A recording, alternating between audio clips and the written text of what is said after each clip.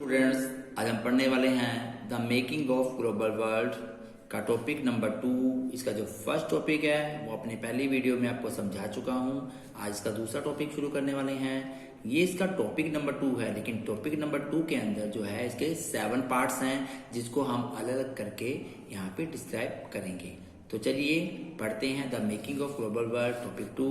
19th century introduction 1815 to 1914, मतलब 1815 से लेकर 1914 के बीच में जो चेंजेस आए, जो एक्सचेंज हुआ, जो इकोनॉमिक स्तर बढ़ा, उसके बारे में हम यहाँ पे बात करेंगे। There were lot of change in 19th century in social, political, economic and technology। मतलब 19वीं शताब्दी के अंदर क्या हुआ, सामाजिक, राजनीतिक, आर्थिक और तकनीकी जो पद थे, जो समाज के अंदर ये सब चीज़ें थी, इसके अंदर एक बहुत बड़ा जो एक चेंज आ गया था, एक बहुत बड़ी तब्दीली हो गई थी। वो कैसे हुई तो जानते हैं। देखिए, economics identify 3 types of followers with in international economics exchange.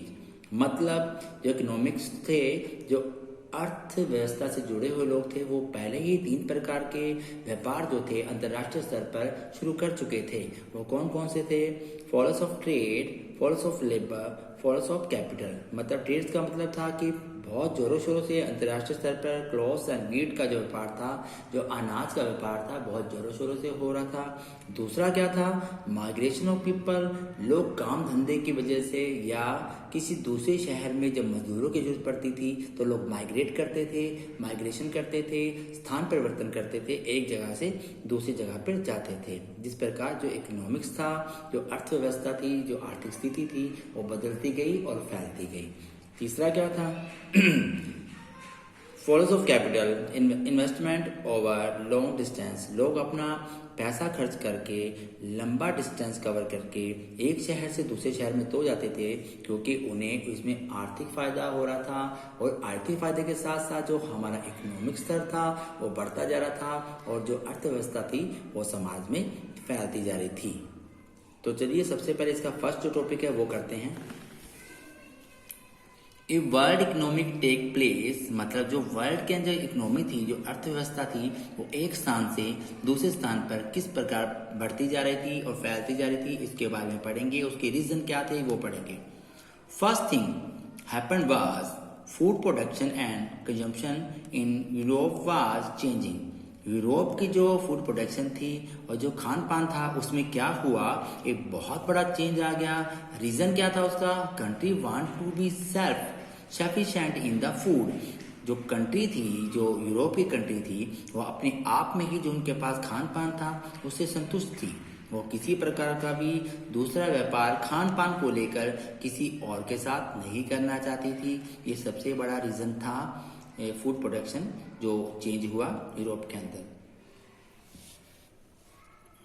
During 18th century. लेकिन इसके साथ ही जो 18वीं शताब्दी में एक बहुत बड़ी एक और घटना घटी, जिसके कारण चेंजेस हुए अर्थव्यवस्था में। वो क्या था? यूरोप के अंदर ही, ब्रिटेन मतलब Europe, rapid growth of people population in Britain under pressure of lander groups. जब ब्रिटेन के अंदर पॉपुलेशन जो थी, जनसंख्या दिन ब दिन बढ़ती ही जा रही थी, ग्रो करती जा रही थी, तो इस प्रेशर में आकर जो लैंडर्स थे, उन्होंने government restricted import of the corn loss. मतलब उन्होंने गवर्नमेंट से एक विनती की कि ब्रिटेन के अंदर किसी भी प्रकार का खान पान जो है बाहर से ना आए, और ना ही किसी प्रकार का खान पान ब्रिटेन से बाहर जाए। वो अपने आप में एक अपना ही एक राज्य बनाना चाहते थे, एक अपना अलग से एक अपना एरिया कवर करना चाहते थे। इनकी विनती सुनकर सरकार ने जो था कॉर्न लॉ जो था वो लगा दिया। कॉर्न लॉस का मतलब होता है कि किसी प्रकार का लेन देन खान पान को लेकर बाहर के शहरों से नहीं किया जाएगा। लेकिन इसका रिजल्ट क्या हुआ?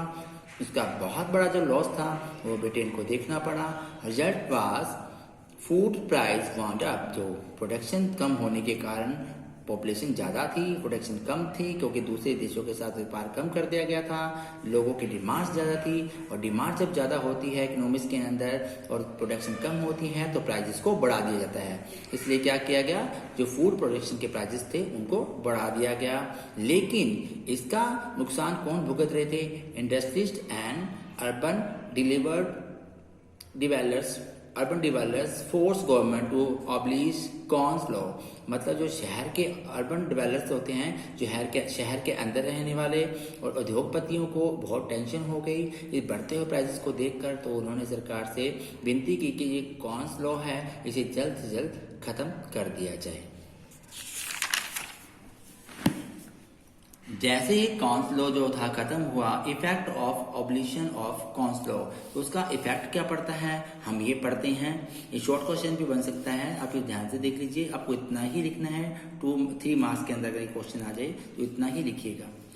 Food imports at much cheap rate, जो था फूड जो था वो फिर से दूसरे देशों से ब्रिटेन में आना शुरू हो गया, लेकिन अब बहुत ही कम दामों पे बिकता था, बहुत सस्ते दामों पे बिकता था। देन ब्रिटेन कुड प्रोड्यूस, और ब्रिटेन जो था उनके मुकाबले में ऐसा खाना प्रोड्यूस कर नहीं पा रहा था, उनके पास ऐसी टेक्निक्स नहीं थी। जो खाना बाहर से आता था, जो खाना वो प्रोड्यूस करते थे वो बहुत महंगा होता था, इसलिए लोगों ने उनके खाने को छोड़कर वापस से वो चीप और बेस्ट जो खाना था उसे गेन करना, उसे अपनाना शुरू कर दिया। उसके साथ साथ जो ब्रिटेन की कमजोरी और भी थी, Britain farms could not compete with the cheaper imports, और ब्रिटेन के पास इतनी समझ नहीं थी, इतनी अच्छी टेक्निक नहीं थी, वो किसी भी मामले में इन्हें कम्पीट नहीं कर पा रहे थे जो बाहर से खाना आ रहा था उसको। तो उसका एक और लॉस उनको झेलना पड़ा, वो क्या था, vast area of land left uncultivated, मतलब बहुत बड़ा एरिया जो था उसे अनकल्टिवेटेड के लिए छोड़ दिया गया, मतलब उस पर खेती नहीं की गई, उसे बंजर छोड़ दिया गया, क्योंकि उनके पास कोई टेक्निक्स नहीं थी खेती करने की, उनके पास कोई किसी तरह की कोई उनको नॉलेज नहीं थी इसके बारे में, इसलिए बहुत बड़ा जो एरिया था वो अनकल्टिवेट रह गया, खेती से विमुख हो गया। Large number of people become unemployment, और इसके साथ साथ जो थी बहुत ज़्यादा संख्या के अंदर अनएम्प्लॉयमेंट जो थी, बेरोजगारी जो थी वो फैलनी शुरू हो गई। पीपल माइग्रेट ओवरसीज, मतलब जो लोग थे वो काम धंधे के तलाश के अंदर माइग्रेट होने लगे, कहाँ पे, दूसरे शहरों के अंदर जाकर अपना काम धंधा शुरू करने लगे, क्योंकि उनको पता था यहाँ पे अनएम्प्लॉयमेंट फैल रही है, यहाँ पे कोई टेक्निक्स अच्छी नहीं है, तो लोगों ने ओवरसीज दूसरे शहरों में जाकर माइग्रेट करके काम करना शुरू कर दिया।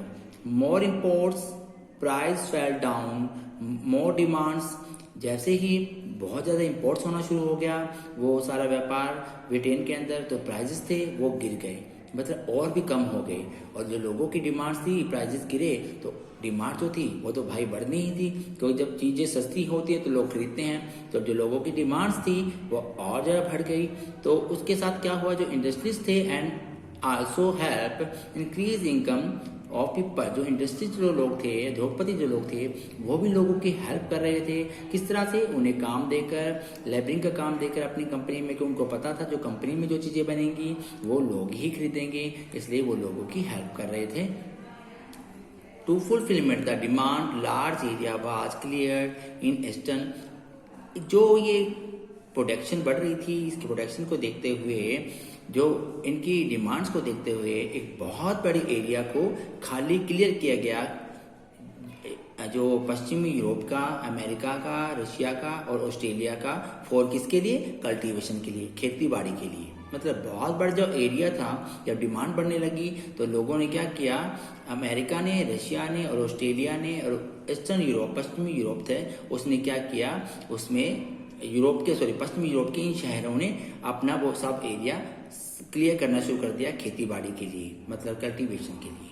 इसके साथ साथ और क्या हुआ, railway tracks were laid down the supply food to the port, मतलब रेलवे ट्रैक्स भी बिछाए गए, रेलवे सारे प्रोडक्शन को उस सी पोर्ट तक पहुंचाती थी जहां से वो खाना दूसरे देशों में भेजा जा सके, मतलब रेलवे ने सी पोर्ट तक उस प्रोडक्शन को पहुंचाने में हमारी हेल्प करनी शुरू कर दी, और जो हुआ क्या, रेलवे ट्रैक काफी बिछने शुरू हो गए।